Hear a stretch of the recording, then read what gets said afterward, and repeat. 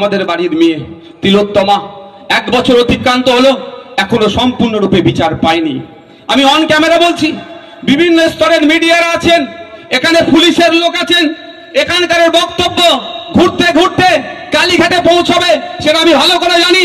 তারপরেও বলছি, বিজেপি আর তৃণমূল মিলে তিলোত্তমার পরিবারকে এখনো বিচার দেয়নি।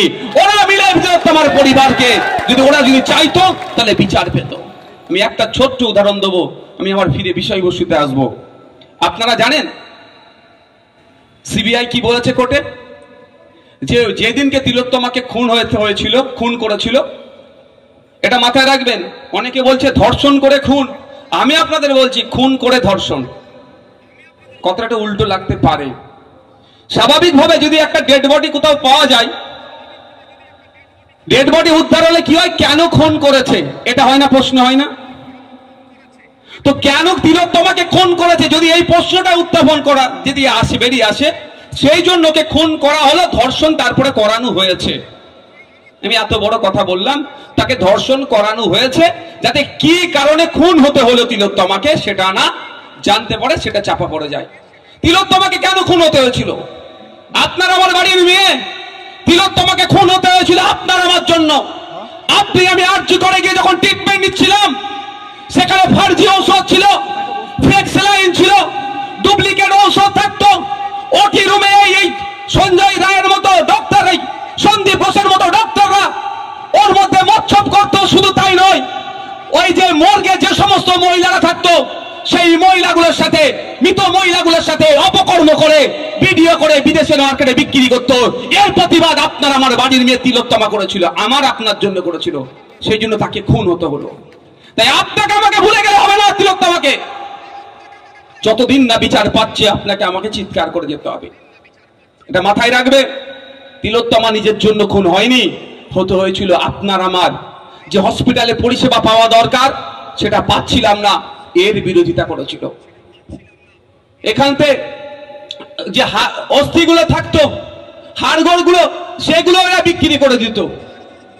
মানে কি ভয়ঙ্কর দলের লোক এরা, বুঝতে পেরেছেন ভাই? কিছুই এরা ছাড়তো না, এর প্রতিবাদ করেছিল বলে খুন করলো। তারপরে খুনের কারণ যাতে না খুঁজে বার হয়, সেই জন্য এরা চেষ্টা কি করেছিল, ধর্ষণ করিয়েছিল। আমি কেন বিজেপি তৃণমূলকে বিচার পাচ্ছে না সমদায়ী করছি, একটু আপনাদের জেনে রাখা দরকার। সিবিআই যখন কেসটা নিয়েছে, ক্যালকাটা পুলিশ যে তদন্ত করেছে, ওটাকেই তারা মান্যতা দিয়ে কোর্টে সাবমিট করেছে, আর অল্প কিছু তদন্ত করেছে। আমি আর গুটি কয়েক প্রশ্ন থেকে যাচ্ছে ভাই। তিলোত্তমা কি একা ডিউটি করছিল ওই দিনকে? আপনি এটা উত্তর দেবেন ভাই, এটা শুনবেন না চোর ডাকাত শুনবেন? আমার মনে হয় যে মেয়ে আমাদের জন্য খুন হয়েছে, তার কাহিনীটাকে আমাদেরকে জানা দরকার। আমাদের জন্য খুন হয়েছে, এটা মাথায় রাখবেন। নিজের জন্য খুন হয়নি, তার পরিবারের জন্য খুন হয়নি। আপনার আমার মেয়ের বাড়ির মেয়েরা ট্রিটমেন্ট করতে যেত, যখন ওটি রুমে ওই সন্দীপ ঘোষেরা মচ্ছব করত, তার বিরোধিতা করতে যে খুন হয়েছে, এটা মাথায় রাখবেন আপনারা। যাক, আপনার একাকি ডিউটি করছিল। সিবিআই তাহলে কজনকে জিজ্ঞাসাবাদ করেছে? সহজ ভাই হিসাব, আমি সিবিআই আধিকারিক নয়, যে ওই দিনকে কারা কারা ডিউটি করেছিল যদি জিজ্ঞাসাবাদ করে অনেক কিছু বেরিয়ে আসতে পারে, ওটাও বাদ দিলাম, করেনি।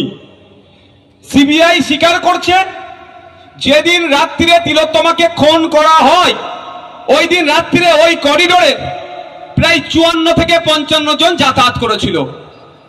কিন্তু ওই 54-55 জনকে অপদার্থ সিবিআই, শুভেন্দু অধিকারীর বস দ্বারা পরিচালিত অমিত শাহজির দপ্তরের সিবিআই খুঁজে পাচ্ছে না। কারা হতে পারে? দিল্লি থেকে অফিসাররা আসছে, ম্যানেজ করে বেরিয়ে যাচ্ছে, খুঁজে নাও পেতে পারে। কিন্তু খোঁজার তো অনেক অনেক পন্থা আছে ভাই।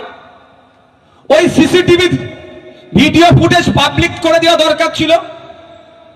পাবলিক করে দিলেই আপনার অশোকনগরের, আপনার ওয়ার্ডের কোন যদি কুলঙ্গার ওই 54-55 জনের মধ্যে থাকতো, তাহলে আপনারা আপনার মন কাঞ্চা তিলোত্তমার বিচার চাইছেন, তাহলে ওর নামটা সিবিআই আধিকারিকদের কাছে পৌঁছে দিতাম না ভাই আমরা?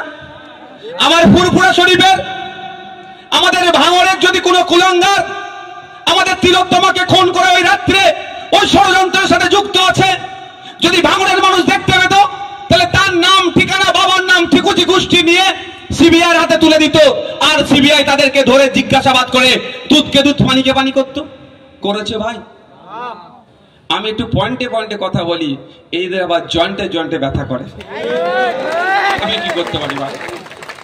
আমি যদি ভুল বলি বলবেন, এই বলে ছেড়ে দেবো, কারণ আমি মিথ্যা প্রতিশ্রুতি দিয়ে রাজনীতির ময়দানে আসিনি। ক্ষমতার মসনদে যেতে হবে, নীল লাইট নিয়ে ঘুরতে হবে, মন্ত্রী হতে হবে, ও স্বপ্ন আমার নাই। যদি মন্ত্রী হওয়ার আমার স্বপ্ন থাকতো, এখন একটা নয় দুটো মন্ত্রী নিয়ে ঘুরতে পারতাম, ভালো করে আপনারা জানেন। সুতরাং আমি সঠিক কথা বলবো।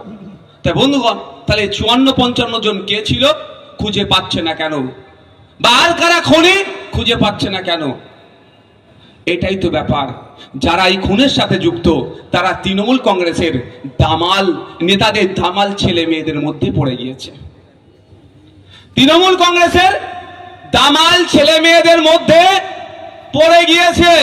সেই জন্যই জানেন তো আপনারা, দিদি সমস্যায় পড়লেই দাদার দ্বারস্থ হয়, জানেন তো নাকি ভাই? হ্যাঁ, দাদা দিদির লোকেরা থাকলে একটু রাগ হতে পারে, কিছু করার নেই।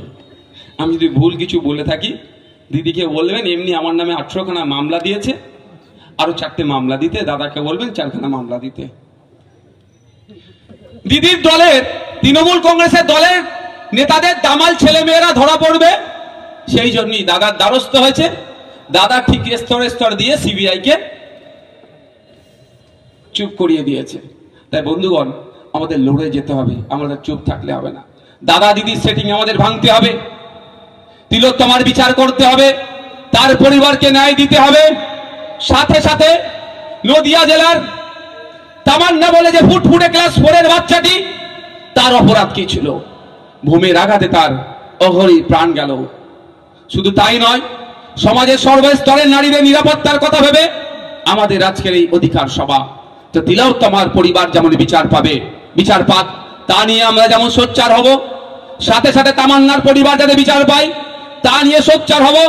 আর একদম অতি দূরেই আপনারা হয়তো ভুলে গিয়েছেন, আমি কিন্তু ভুলে যাইনি। হাঁসখালির এই বোনটার কথা মনে আছে?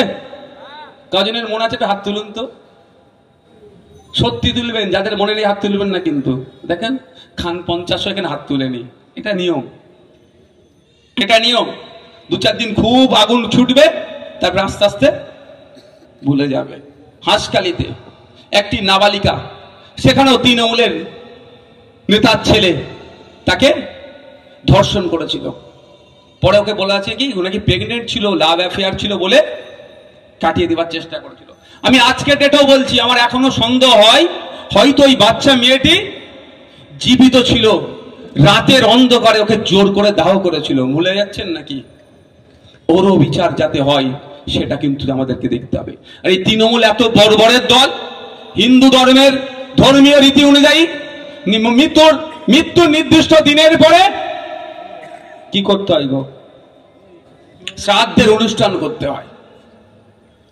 আমি যেই দিনকে পৌঁছেছি ঘটনাক্রমে, ওই দিনটি শ্রাদ্ধের অনুষ্ঠানের ডেট ছিল, কিন্তু গিয়ে দেখি, খবর পাচ্ছি যে লোকালে যত পুরোহিত মানুষ আছে, এই বর্বরের দলেরা, তৃণমূল কংগ্রেসের নেতারা, একে তো মেয়েটাকে মারলি, রাতের অন্ধকারে দাহ করলি, ধর্মীয় রীতি না মেনেই আমি মনে করি দাহ করেছে, আর জীবিত হয়তো ছিল, দাহ করলি তোরা।